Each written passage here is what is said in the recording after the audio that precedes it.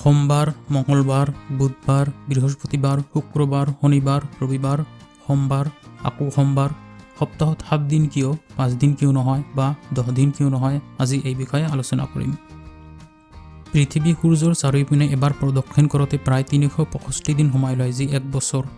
চন্দ্ৰকলা বা লুনাৰ ফেচেছৰ এক সম্পূৰ্ণ চক্ৰ প্ৰায় 29.5 দিনত হয়, যি এক মাহ। পৃথিৱী নিজৰ অক্ষক কেন্দ্ৰ কৰি এবাৰ ঘূৰ্ণন কৰোঁতে প্ৰায় 24 ঘণ্টা লয়, যি এক দিন। কিন্তু এক সপ্তাহত 7 দিনৰ গণনা প্ৰথমে প্ৰাচীন বেবিলনিয়ানসকলে ব্যৱহাৰ কৰিছিল, যিসকল মেছোপটামিয়াৰ বাসিন্দা আছিল, যি এতিয়া আধুনিক ইৰাকত অৱস্থিত। তেওঁলোক আকাশৰ সূক্ষ্ম পৰ্যবেক্ষক আছিল। 7 সংখ্যাটো গ্ৰহণ কৰাৰ কাৰণ হ'ল তেওঁলোকে 7টা অনা-স্থিৰ আৰু খালী চকুৰে দেখা পোৱা এষ্ট্ৰনমিকেল অবজেক্টছৰ নিৰীক্ষণ কৰিছিল, যিকেইটা হ'ল সূৰ্য, চন্দ্ৰ, বুধ, শুক্ৰ, মঙল, বৃহস্পতি আৰু শনি। সেইকাৰণে 7 সংখ্যাটো তেওঁলোকৰ বাবে বিশেষ মহত্বপূৰ্ণ আছিল। বেবিলনিয়ানসকলে লুনাৰ চাইকেলৰ 29.5 দিনক 28 দিন ধৰি ইয়াক 7 দিনৰ 4টা সপ্তাহত ভাগ কৰিছিল আৰু লুনাৰ চাইকেলৰ লগত সংগতি বজাই ৰাখিবলৈ লিপ ডেট যোগ কৰিছিল। এইদৰে 3টা 7 দিনৰ সপ্তাহ আৰু তাৰপিছত এটা 8 বা 9 দিনৰ সপ্তাহ ধৰা হৈছিল। আৰু এক সম্ভাৱিত ব্যাখ্যা ইহুদী খ্ৰীষ্টান পৰম্পৰাৰ পৰা দিয়া হয়, যিসকলে বিশ্বাস কৰে যে ঈশ্বৰে 6 দিনত সম্পূৰ্ণ বিশ্ব ব্ৰহ্মাণ্ড সৃষ্টি কৰিছিল আৰু 7 দিনৰ দিনা বিশ্ৰাম কৰিছিল।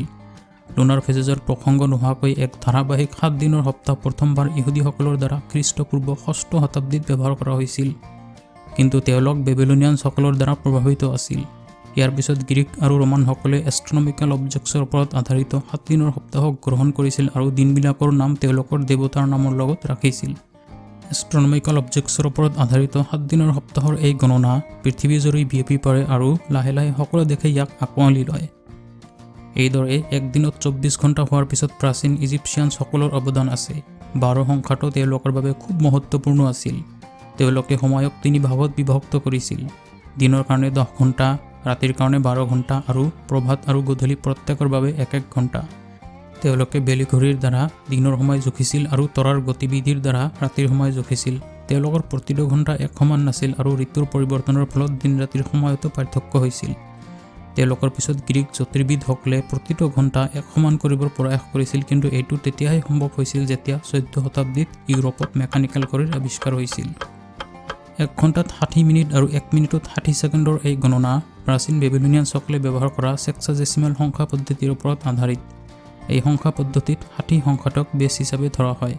এই সংখ্যা পদ্ধতি ব্যৱহাৰ কৰি গ্ৰীক জ্যোতিৰ্বিদসকলে এটি বৃত্তক 60টা সমান ভাগত বিভক্ত কৰিছিল।